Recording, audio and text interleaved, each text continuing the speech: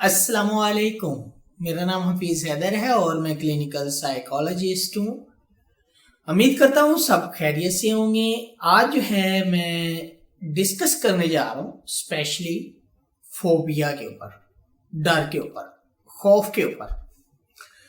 बहुत सारे लोग जो है उनको मुख्तलिफ इकसाम का डर है। किसी को खून से डर लगता है, किसी को अंधेरे से डर लगता है, किसी को हाइट पर चढ़ते हुए डर लगता है, किसी को हाइट पर चढ़कर नीचे जमीन की तरफ देखते हुए डर लगता है, किसी को लाल रंग से डर लगता है, तो किसी को किसी चीज से डर लगता है, तो किसी को किसी चीज से डर लगता है। हर शख्स जिंदगी में जो है किसी ना किसी ऐसी चीज के साथ जो है जुड़ी होती है, उनकी को एसोसिएशन हुई होती है जिससे जो है वो डरता है। डर जो है हमेशा इंसान के बैड एक्सपीरियंस से जो है वो लर्न करता है कि जिंदगी में कोई बुरा हो गया तो उससे डरना शुरू कर देगा। चीखना, चिल्लाना, खौफ, पैनिक हो जाएगा। डर बहुत खतरनाक है। तो इस डर की वजह से जो है बाज दफा उस इंसान की पर्सनल, सोशल, ऑक्यूपेशनल लाइफ भी डिस्टर्ब हो जाती है, जिससे जो है फिर साइकोलॉजिस्ट फोबिया डिसऑर्डर के अंदर जो है डायग्नोज करते हैं। वो स्पेसिफाइड भी हो सकते हैं कि सिर्फ एक चीज से जो है डर लगता है, बाकी किसी चीज से डर नहीं लगता। और बाज़ दफा कुछ ऐसे लोग भी हैं कि उन्हें जो है मुर्दा चीजों से खौफ आना शुरू हो जाता है। खौफ, डर, कोई ना कोई जो है हर इंसान के अंदर ऐसी चीज होती है जिससे वो जो है डरता है। लेकिन जैसे ही जो है डर की इंटेंसिटी में इजाफा होता है, उसकी पर्सनल लाइफ, सोशल लाइफ और एजुकेशनल या फिर जो है ऑक्यूपेशनल लाइफ के अंदर डिस्टर्बेंस आती है, तो वो जो है इस डर की बीमारी में मुब्तला है। डर कई डेफिनेशंस हैं इसकी, बहुत सारी इकसाम है, इंडिविजुअल टू इंडिविजुअल वेरी करती है कि वो जो है किस इकसाम से डर लगता है। तो डर को जो है खत्म करने के लिए उस बैड एक्सपीरियंस जो उसने लाइफ में जो है बैड एक्सपीरियंस किया है, जिसके साथ डर एसोसिएट है, उस बैड एक्सपीरियंस से जो उसने चीजें लर्न की हैं, उसकी दोबारा से जो है एक लर्निंग प्रोसीजर जो है उसका करवाना पड़ता है। सिस्टमेटिक डिसेंसिटाइजेशन यूज की जाती है और बाज दफा जो है उनके लिए फ्लडिंग यूज की जाती है अगर जो है माइनर लेवल का डर हो। फ्लडिंग बड़ा खतरनाक होता है कि ये ऐसी होता है, एक टेक्निक है जिसमें जो है डायरेक्टली एक्सपोजर करवाया जाता है कि ये डर है। और ये खतरनाक ऐसे है कि अगर किसी शख्स को हाइट से डर लगता है और जो है दूसरा बंदा ऊपर जाकर जो है उसे नीचे की तरफ धक्का देता है कि ये देखो कितना के गहरा है, और वो नीचे ही आ जाएगा पैनिक होकर, तो बड़ा खतरनाक है। फ्लडिंग जो है वो बास सिचुएशंस के लिए जो है सूटेबल होती है, लेकिन ज्यादातर जो है सिस्टमेटिक डिसेंसिटाइजेशन जो है वो ज्यादा बेहतर होती है।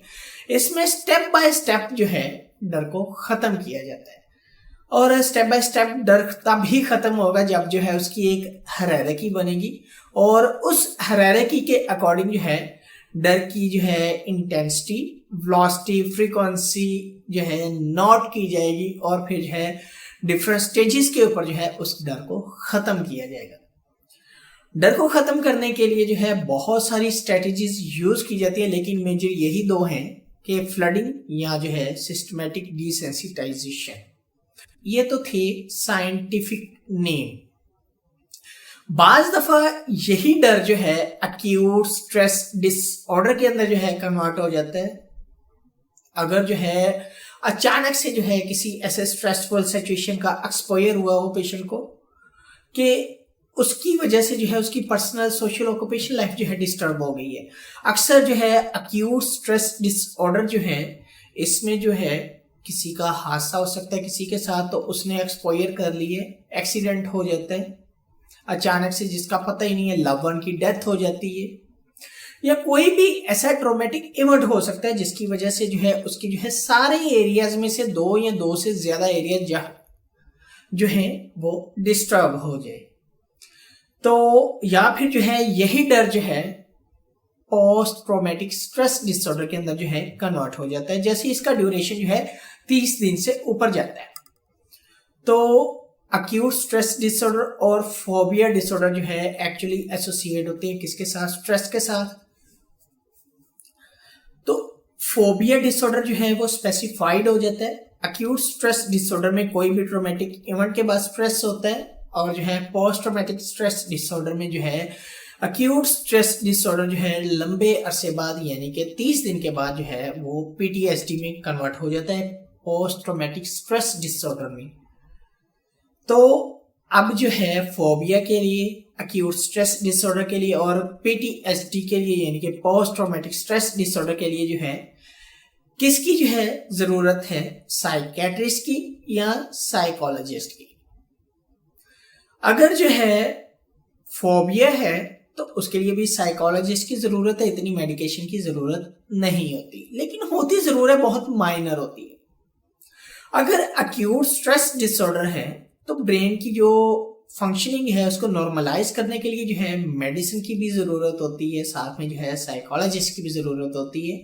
और अगर पीटीएसडी है, पोस्ट ट्रॉमेटिक स्ट्रेस डिसऑर्डर है, तो उसके लिए दोनों चीजों की जरूरत होती है। मैं कोई एक लाइन के ऊपर नहीं पेशेंट को लेकर चलता कि जो है वो सिर्फ और सिर्फ जो है साइकोलॉजिस्ट से कंसर्न करे, साइकेट्रिस्ट से ना करे, क्योंकि साइकोलॉजिस्ट जो है वो मेडिसिन नहीं देता, लेकिन साइकेट्रिस्ट जो है वो मेडिसिन प्रिस्क्राइब करते हैं।